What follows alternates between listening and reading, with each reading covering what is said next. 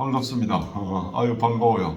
맥베스의 첫 장면, 즉 그 마녀들의 합창, 아름다움은 추함이고 추함은 아름다움이다라고 하는 이 주제가 맥베스 전체를 통해서 변주돼 나가는 과정이 이 극이라고 말씀을 드렸어요. 그 변주는 승리가 곧 패배다. 위로 올라가는 것이 추락하는 거고 어둠이 이름이다. 어제가 곧 오늘이고 어제가 곧 내일일 수 있는 이러한 인식을, 가치의 양면성을 이해하지 못하는 데서 오는 비극이 맥베스다 라는 것을 주로 이야기를 지난주에 해드렸습니다. 이걸 힙합 랩으로 한번 만들어 보면 맥베스는 몰라서 아름다움이 추함임을, 맥베스는 몰라서 좋음이 좋지 않음을, 그러니 어이 알았으리 전투의 승리가 패배인 줄을, 권력을 얻음이 이름인 줄을, 왕위의 오름이 추락인 것을, 옥자의 영광은 슬픔인 것을, 살해한 어제가 오늘인 것을. 요거 좀 어디 힙합 할 줄 아는 친구들한테 좀 주세요.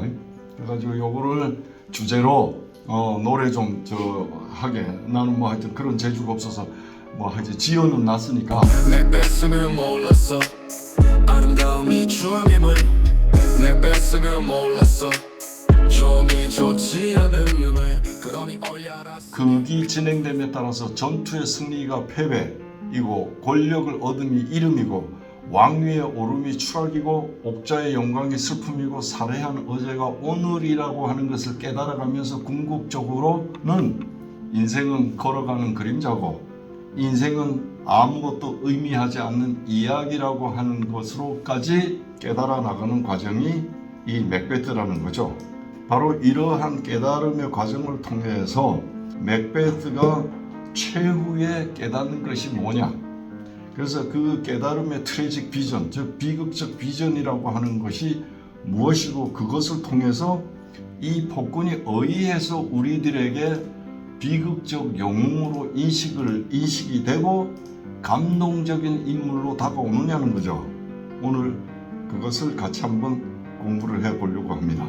제일 먼저 레이디 맥베스 부인에 대해서 잠깐 같이 생각을 해보고, 그 다음에 이 극에서 셰익스피어가 집요하게 천착에 들어가는 게 있어요. 맥베스가 보여주고 있는 정치 권력의 폭력이 궁극적으로 우리 인간 사회에 무엇을 희생하고 있는가, 무엇을 파괴시키고 있느냐라는 것에 굉장히 셰익스피어가 문제의식을 제기하고 있어요. 우리가 첫 장면에서 마녀가 셋이 나와서 맥베스를 유혹하는 장면이었죠. 그리스 로마 신화의 사이렌의 비유가 된다인데, 우리 네 번째 마녀, 가장 맥베스에게 강력한 마녀 사이렌이 아주 결정적인 역할을 하는 겁니다. 남편으로부터 내가 전쟁 끝나고 돌아오는 길목에 마녀들로부터 왕이 된다라고 하는 예언을 들었느라고 편지를 보내니까 Hide hid that I may pour my spirits in thine ear. 어서 서둘러 이곳으로 오세요. 내가 당신의 귀에 나의 정신과 나의 기운과 나의 모든 영적인 힘을 당신 귀에다 불어넣어 드릴 거예요. 마녀가 하는 역할이죠. 레이디 맥베스가 보여주는 가장 두드러진 특성이 뭐냐면 이 마녀로서 여성성의 거세를 원한다. 살인의 음모를 거두는 악령들아, 나의 여성의 마음을 버리게 하고 잔혹한 마음이 머리 꼭대기에서 발톱 끝까지 가득 차게 하여다오. 말 중에 가장 우리가 걸리는 것이 뭐냐 이러면 언섹스죠. 나의 여성성을 없애다오라는 거죠. 그러니까 이 말을 바꾸면 강력한 남성성으로 바꿔달라는 거죠. 그녀에게서 강함이라고 하는 것은 가장 장혹한 잔인함이죠. 강함이라는 것이 잔인함으로 이어지고 있는 거예요. 맥베스가 돌아와서 덩컨 왕을 살해하는 데 주저하니까 레이디 맥베스가 이거를 결행하게끔 부추기는 그 장면에서 가장 최고조로 나타나는 거죠. 이 잔인함의 극대치가. 저는 젖을 먹여보아서 젖을 빠는 갓난 것이 얼마나 귀여운가를 잘 알고 있다. 그러나 만일 내가 당신이 맹세하듯이 맹세를 하였다면 갓난 어린 것이 제 얼굴을 쳐다보고 방글방글 웃고 있을지라도 저는 그 말랑말랑한 잇몸으로 빨고 있는 젖꼭지를 잡아 빼서 들러 매쳐서 머리통을 박살낼 것이다.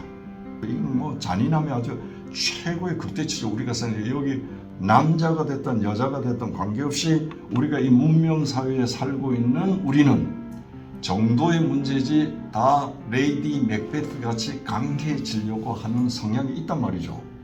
레이디 맥베트와 우리들에게 주는 교훈이 있어요. 노자의 얘기를 끌고 들어오면 노자가 뭐라 그러냐면 딱딱하고 강한 것은 죽음의 물이고 부드럽고 연약한 것은 삶의 물이다.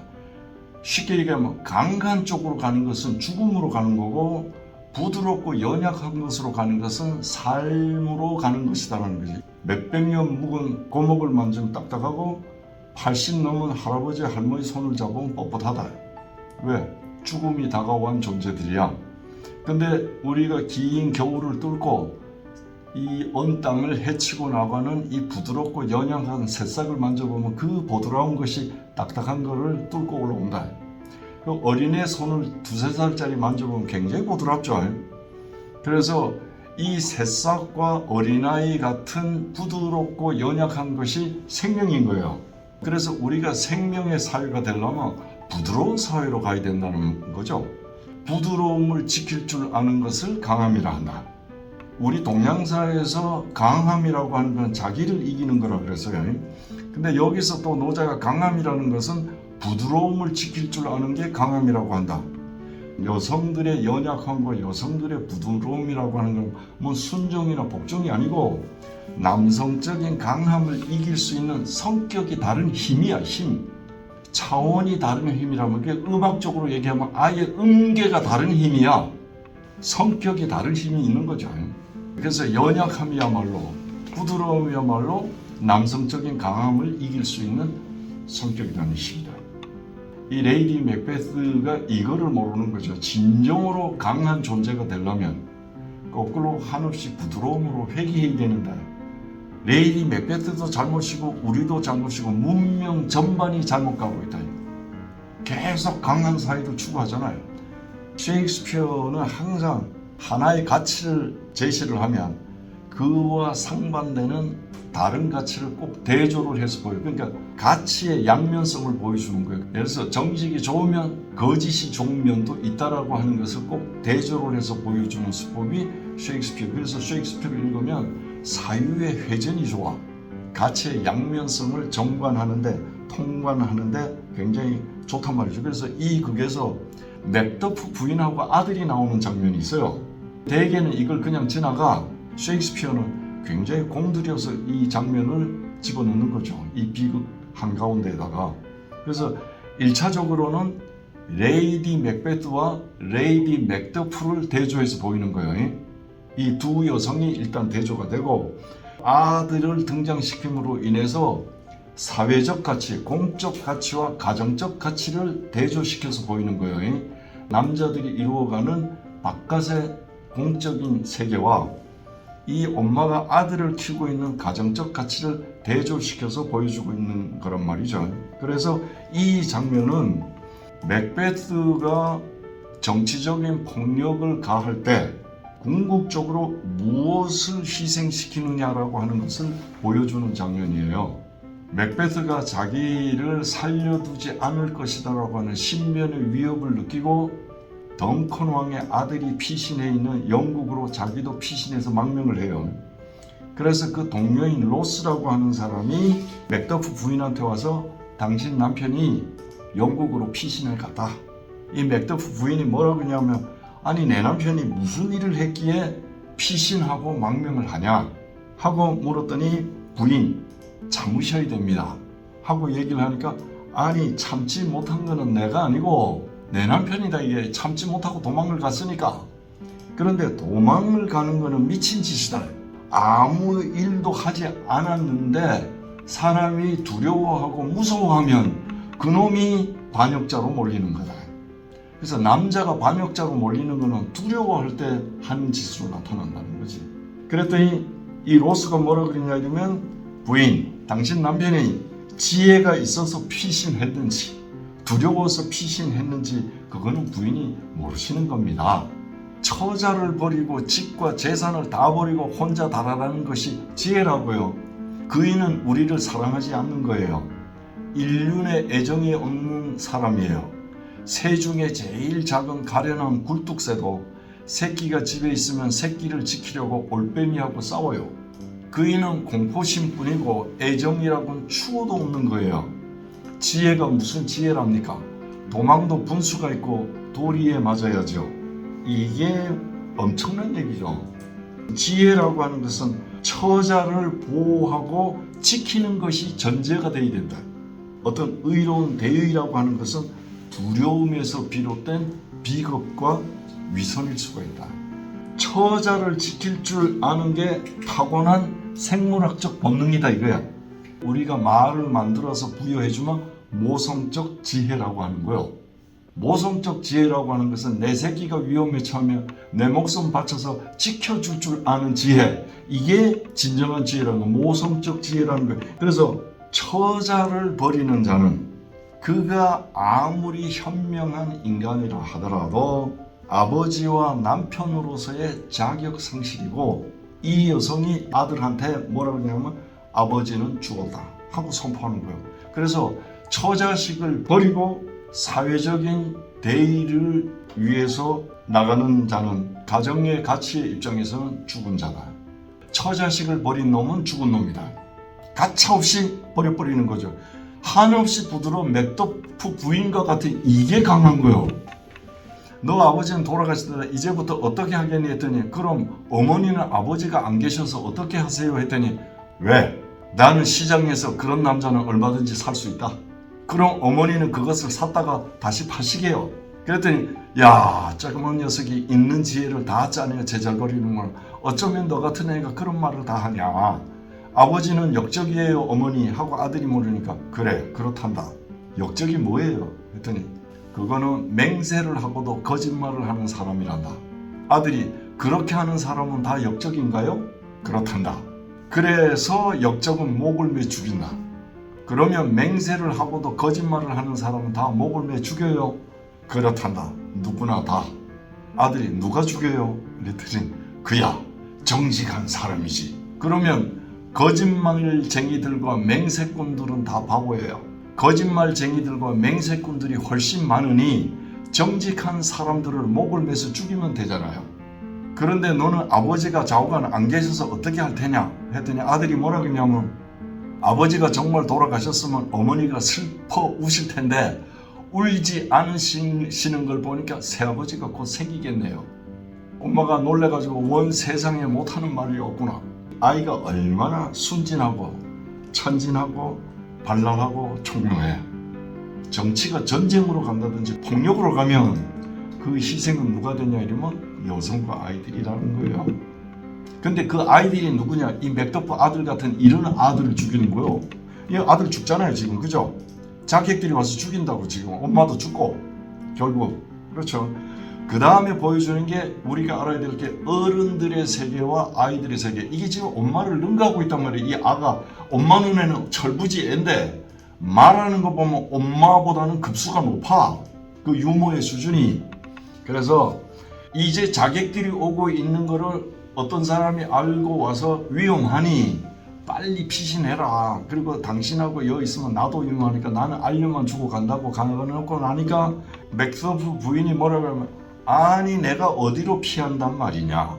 나는 아무에게도 피해를 끼쳐본 일이 없다. 악한 일은 흔히 상찬받고 칭찬받고 선한 일은 위험하고 어리석은 일이 되는 그런 땅에 살고 있다는 걸 알아야지. 나는 결코 악한 일을 한 적이 없다고 여성의 항변을 한들 무슨 소용이 있겠느냐. 셰익스피어의 위대한 점은 16세기 지금부터 400년 전에 여성에게 대사회적 항변의 목소리를 부여했다는 것.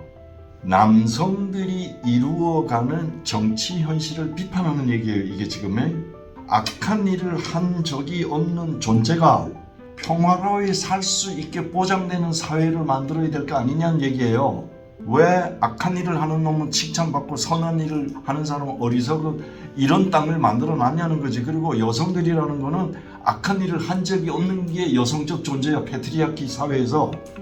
그런데 왜 우리가 피신을 해야 되고 이렇게 위험을 당해야 되냐 이 말이지. 아무 잘못이 없는데 나쁜 짓은 힘있는 놈들이 하자니까 이 힘없는 자들을 위한 정치가 돼야 되지 않겠느냐라고 하는 이 셰익스피어의 맺힌 절규라고 레이디 맥더프를 통해서 우리가 이 맥베트를 통해서 배우는 교훈, 악으로 시작한 일은 악으로 스스로를 강하게 만드는 법이다. 그래서 어디까지 가고 끝나냐 하면 악은 스스로 파멸할 때까지 가. 이 경지에 간단 말이죠. 맥베트와 레이디 맥베트가 파멸로 가면서 깨닫는 고통스러운 진실이다. 맥베트가 뱅코도 죽여 맥베트를 위험한 인물이라서 제거를 했더니 도망을 가서 부인과 처자를 다 죽여 뭐 등등 할 수 있는 걸 다 했는데도 공포 속에서 음식을 먹고 밤마다 사람을 괴롭히는 그 악몽 때문에 고통을 받으며 잠을 자고 싶지는 않다. 마음의 고문을 받으면서 미칠 듯이 불안하게 사는 것보다는 우리의 평화를 위해 평화의 세계로 보내버린 그 사람들과 함께 죽어있는 편이 낫겠다. 내가 살아있는 게 더 힘들다. 이거. 차라리 내가 죽음의 세계에 있는 게 내가 더 낫지 않겠냐는 얘기야. 할 수 있는 일은 다 했어. 레이디 맥베트도 원하던 것을 얻었지만 도무지 만족이 없구나. 죽여버리고도 불안한 기쁨밖에 누리지 못할 바에야 차라리 죽음을 당한 자가 되는 게 편치 않겠나. 레이디 맥베트가 왕을 죽이고 남편을 왕으로 만들어서 왕이 되면 다 모든 것이 기쁘고 될 줄 알았어. 아니야. 뱅코도 죽여야 되고 뭐 하여튼 수많은 정적을 계속 죽이고 계속 죽이면서 오는데도 또 죽이면 또 죽여야 될 놈이 생기고 도대체 원하던 것을 얻었지만 만족이 없고 도대체 소득과 만족이 없고 이게 비극이에요. 근데 이게 비극에서만 발생하는 게 아니고 우리가 겪는 현실이라고 하는 거를 우리가 좀 간파할 필요가 있어요. 뭐냐면 모든 의지는 결여로 인한 결핍으로 인한 욕구에서 발생하는 거예요. 살아보면 욕구는 충족되면 끝나. 근데 하나의 소망이 성취되면 그 즉시 10개의 다른 욕구가 생겨나. 소망이 생겨나. 맞죠? 즉 결핍의 충족은 새로운 결핍의 발견일 뿐이야. 삶이라고 하는 그 의지와 고통의 연속일 뿐이야. 오랫동안 여러분들이 가슴속에 간직한 간절한 소망이 현실이 되는 바로 그때 사람들은 수수께끼 같은 신경질적 증상을 보인다 이 말이에요. 성취된 소망은 인식된 오류야. 새로운 소망은 아직 인식되지 않은 오류다. 이 주역이라는 게 뭐예요? 세상 변화의 이치를 설명해 주는 책이에요. 그래서 세상의 변화 이치에 통달하려면 주역을 읽어야 되겠지. 이게 위에 이 세 개가 여기 물이고 물을 상징하고 요 밑에가 불을 상징해요. 그래서 물이 위에 있고 불이 아래에 있는 괴. 이 기제는 완성의 괴라 그래요. 여기서 완성은 다른 완성을 향한 미완성일 뿐이야. 그래서 미완성의 완성이야. 이 우주라고 하는 것은 무수한 사건들이 연결돼서 서로 겹쳐서 같이 가는 거예요. 가는데 내가 무엇을 이루었다는 것은 수많은 얽힌 가운데 내가 쬐끄만 거 하나가 이루어진 거야. 근데 더 큰 모든 것이 밀려와 한 사건의 완결일 뿐이야. 그래서 모든 완성은 새로운 시작을 위한 방편적 완성일 뿐이야. 다시 얘기하면 모든 완성은 그 완성으로부터 또 다른 완성을 향해서 가야 되는 시작일 뿐이라고. 그러니까 여기서는 중요한 게 완전보다는 불완전히, 완성보다는 미완성이 더 온전하고 좋은 것이다. 우리 동양에서는, 이 주역에서는 완전보다는 불완전이 상위 개념이야. 그 다음에 미완성이 완성보다 좋은 게, 즉 뭐야? 과정일 때가 좋은 거예요. 쇼펜하우어 얘기만 맞다나 성취된 소망은 인식된 오류고 새로운 소망은 아직 인식되지 않은 오류다. 노자가 뭐라 했냐면 족함을 모르는 것처럼 인간에게 더 큰 화는 없다. 얻기를 계속 욕망하는 것처럼 사람에게 더 큰 과실은 없다. 족함을 알면 욕되지 않으리, 그침을 알면 위태롭지 않으리. 맥베스는 족함을 몰랐기에 엄청난 화를 겪고 있는 거고, 장군으로서 만족했으면 될 일을 임금의 자리까지 욕망함으로 인해서 어마어마한 과실을 보낸 거죠. 우리가 배워야 될 것은 족함을 알고 살아야 되고 욕망을 줄여야 된단 말이에요. 족함을 모르고 그침을 하지 않은 대가로 맥베드가 궁극적으로 도달하는 비참함이 뭔지를 내가 한번 말씀드릴게요. 나도 살 만큼 살았어. 내 생애도 낙엽기에 들었구나. 누런 낙엽이 되고 말았으니 그런데 노년에 따라야 할 명예와 사랑과 복종과 친구들은 기대할 수 없게 되었구나. 드디어 이 목류병 환자가 돼가지고 막 돌아다니며 잠 안 자고, 그러니까 여기 혼자 중얼거리는 것도 보고 이제 이게 미쳐 돌아다니다가 이리다가 죽어요. 그래서 이제 최후적으로 레이디 맥베트 부인이 죽었습니다라고 하는 소식을 듣고 맥베트가 최후적으로 내뱉는 독백, 이것이 인생은 걸어가는 그림자라고 하는 독백인데, 이게 햄릿의 사느냐 죽느냐 이상으로 널리 회자되고 암송되는 유명한 독백이죠. 내일 또 내일, 하루하루는 이렇게 시시한 발걸음으로 기록된 최후의 순간까지 엉금엉금 기어들고, 흘러간 모든 어제의 시간들은 우리 바보들에게 한 줌의 흙으로 가는 길을 비추어 보여주었지. 꺼져라, 꺼져버려라, 짧은 한순간의 촛불이여. 인생은 걸어가는 그림자. 자기가 맡은 시간에는 무대 위에서 우쭐거리지만 그것이 끝나면 잊혀지고 마는 가련한 연극배우. 인생이란 바보들의 이야기, 소리와 분노로 가득하지만 아무것도 의미하지 않는 이야기. 그러니까 이게 시간이 시작이 없고 끝이 없다는 얘기예요. 이게 과거, 현재, 미래의 구분이 될 수가 없다는 표현을 시적으로 이렇게 했다는 걸 아시는데, 왜 이렇게 이해가 되냐 이러면 마녀들이 첫 장면에 등장해가지고 과거, 현재, 미래의 얘기를 해주면서 셋이 손잡고 뱅글뱅글 돌았다는 얘기를 했잖아요. 그죠? 그래서 과거, 현재, 미래가 구분이 안 되는 시간의 총체상, 무한한 시간의 총체상 안에 우리 인간이 살고 있구나라고, 영원한 현재, 무한한 현재 속에 있을 뿐이구나. 어제와 미래가 구분이 안 되는 이 현실 속에, 이 시간 속에 내가 있구나라고 하는 것을 맥베드가 느낀다는 거예요. 시간에서 해방되고 있는 거예요. 이 깨달음이. 현재는 과거가 합쳐진 통합되고, 현재는 또 미래의 모든 가능성을 잉태하고 있는 내재태란 말이에요. 내재태. 그러니까 현재 안에 과거와 미래가 다 그냥 들어와 있는 거지, 과거와 미래가 따로 있는 게 아니다라는 거예요. 레이디 맥베트가 깨달은 걸 내가 한번 보여줘. 이 대목에서 A little water clears us of this day. How easy is it then? 우리가 조금의 물로 그냥 씻으면 깨끗이 끝나.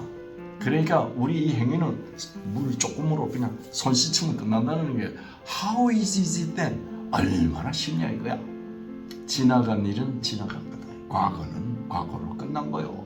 뭘 걱정하냐 이런 얘기요. 최후적으로 오막 끝에 죽기 전 목류병 걸려서 죽기 직전에 내뱉은 얘기가 뭐냐 이러면, Here is the smell of the blood still. All the perfumes of Arabia will not sweeten this little hand. 이 뭐냐? 아니 여전히 이 피의 냄새가 내 손에서 난다 이 말이야. 지금 그 죽인 게 언제인데 아직도 내 손에서 피 냄새가 나냐 이거. 아라비아 향수를 다 뿌려도 내 손에 이 피 비린내를 없애주지 못하는구나 이 얘기죠. What's done cannot be undone. 이루어진 일은, 이미 저질른 일은 원위치가 안 된다. 과거는 끊임없이 살아서 우리를 살리고 죽인단 말이죠. 인생은 걸어가는 그림자. 자기가 맡은 시간은 무대에서 우쭐거리지만 그것이 끝나면 잊혀지고 마는 가련한 연극배우. 인생이란 바보들의 이야기. 소리와 분노로 가득하지만 아무것도 의미하지 않는 것. 이 대목에서 중요한 건, 자기가 잘났다고 여러 소리도 지르고 분노도 하고 옳다고 주장도 하고 뭐 이러지만 궁극적으로는 아무것도 의미하지 않는 이야기라고 하는 것은 모든 것은 nothing이라는 거예요. signifying nothing. 맥베스의 이 마지막 독백은 어마어마한 이런 의미를 트래직 비전을 가지고 있다는 거. 머나먼 숲이 던신의 언덕으로 올라오기 전에는 너는 망하지 않는다 했단 말이에요. 그런데 세상에 머나먼 숲이 던신의 언덕으로 올라온대. 그래서 맥베스가 놀래가지고 보니까 군대가 나뭇가지를 꺾어가지고 앞에다 딱 세우고 올라오고 있는 거잖아, 그죠? 그럼에도 불구하고 만약에 맥베스가 이렇게 최후의 독백으로 자기를 무화시키지 않았으면 이 대목에서는 성 밖으로 안 나오는 거예요. 왜냐 그러면 숲이 올라오고 있기 때문에. 그럼에도 불구하고 여러분이 알아야 될 게 성 밖으로 나와서 일전을 불사하고 싸우겠다고 나왔단 말이지, 맥베스가. 이 용기가 어디서 나오느냐? 내가 nothing이니까. 여자의 몸에서 난 사람은 맥베스를 해칠 수가 없다. 이거 하나 믿고 있는 거야. 그래가지고 맥더프를 만나 딱 자는데 니는 나를 해할 수가 없느니라. 니도 여자에서 난 몸이라 나를 해칠 수 없다니까 맥더프가 뭐라 그래? 나는 태어나기 전에 10개월 되기 전에 엄마의 배를 가르고 제왕절개를 하고 나오니라. 이때 얼마나 노력해서 마지막 최후의 보루까지 무너진 거예요. 자기가 믿었던 거. 이 얘기를 듣는 이 순간에 무릎에 힘이 쭉 빠지면서 주저앉게 되겠죠. Yeah, I will try the last.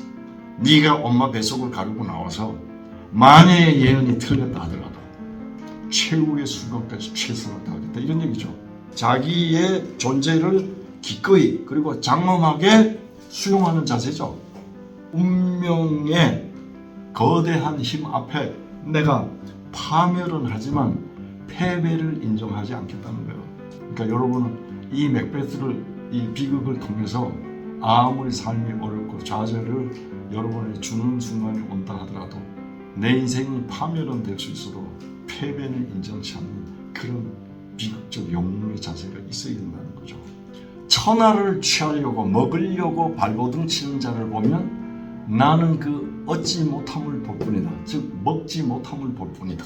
천하란, 나라라고 하는 천하는 신령스러운 기물이다. 도무지 거기다가 뭘 할 수가 없는 것이다.